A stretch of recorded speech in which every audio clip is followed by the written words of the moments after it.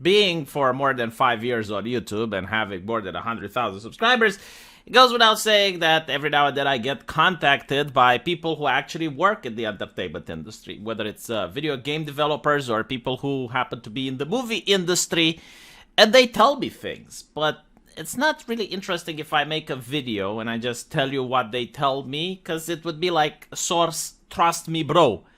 But every now and then there is an article and I can show it to you so we can actually have an interesting conversation about it. Now, there is a reason why almost all of video games that are made into movies suck. And they don't suck just because the fans don't like it, they suck because no one likes them. And the reason for this is that the people who invest into these movies don't even try to have a relatable adaptation. And the main reason for this is that making movies is very expensive. Can cost up to hundreds of millions of dollars. And in order to get those money, they have to go to investors who aren't gamers. They don't care about video games at all, and as such, they don't hire people that care about video games either. In other words, it's exactly like Angus Hovarus says here, that video game adaptations don't care about gamers. And unfortunately, it's really bad.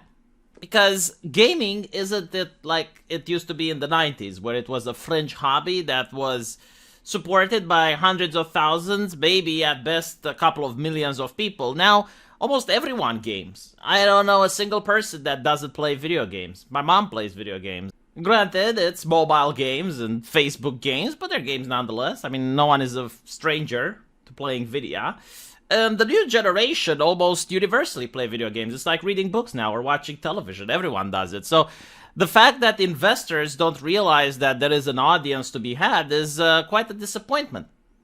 You see, what they do is they take a IP, which has a lot of fans, like Horizon Zero Dawn, The Division, Dragon's Lair, Halo, The Last of Us, and then the movie is not made for the gamers. The movie considers that the gamers will watch it just because the name of the IP. So now what they want to do is to reach for the wider audience, to attend to the people that don't really care about Horizon Zero Dawn, never played it, but those are the targeted audience. The gamers, they take them for granted.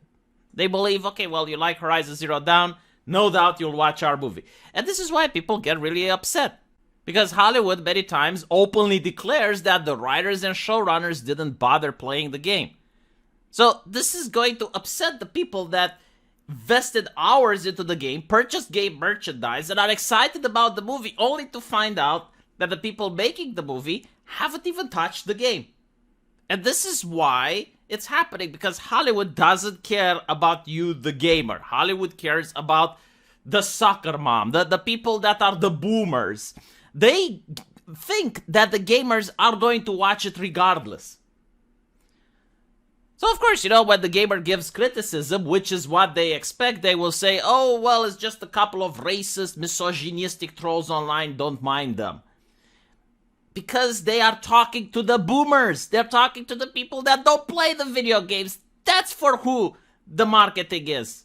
And of course, they're also trying to appeal to the woke ideologues on Twitter that, they're going to defend the movie because now the movie is a bastion of anti-racism. It is the rock that prevents racism from getting into America.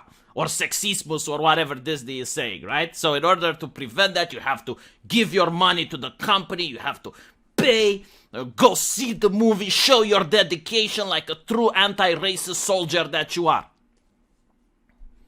Video game adaptations aren't trying to win over fans of the game. They're trying to find the new fans who haven't played them.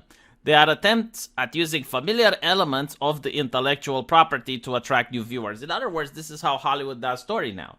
Okay, they have a people in a board and they say, all right, well, what worked in the past? Okay, bullet time, Matrix, worked really well with bullet time. Let's have that. What else worked really good? CGI, like CGI and the Avatar, like that worked really good. Let's have CGI in this movie. So they're creating all of this shit and they're putting it together and it ends up as being a disappointment. Now, my favorite one is regarding Halo. The reason they didn't want Halo to have the helmet on is because, how can audience relate with a character that has a helmet?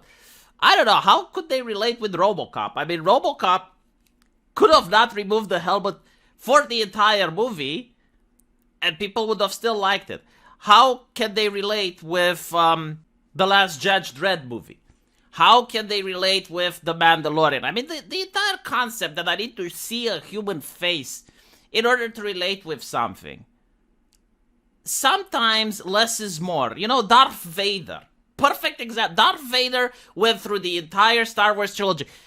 It builds up anticipation for when you finally reveal the face, and that happens only at the end of the third movie.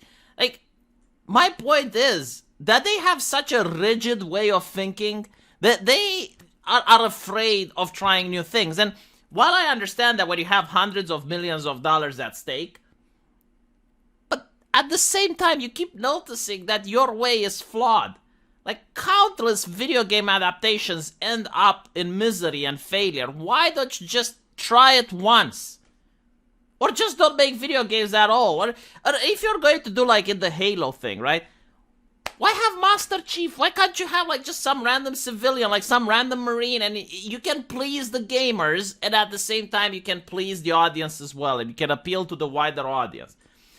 This is what I don't understand, right? Because if I was someone in a position to advise the people that are having the body, I would say, look, we don't have to choose between the gamers, and we don't have to choose between the wider audience. We can do something that pleases both.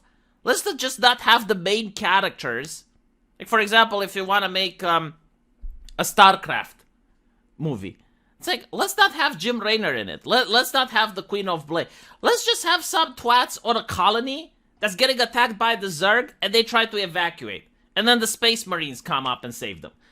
You can do that, and it's going to be popular, I guarantee to you, because then the people who like StarCraft are going to complain about the lore inconsistencies and all of that, and the wider audience can still understand what's going on without having any connection to the game. Like, you could choose the middle path, but they refuse to. The writer gives an example of Uncharted, which he considers to be the perfect example of how video game adaptations are engineered to attract new fans. You take basic elements of the story, borrow some set pieces from the game, and the cast A-tier list talent. There are parts of Uncharted that will be familiar to fans, like the cargo plane sequence used to start the film and brandished on the poster. Those who have played the Uncharted games will probably find the cinematic adaptation of this sequence to be far less thrilling. The movie version will never be as immersive.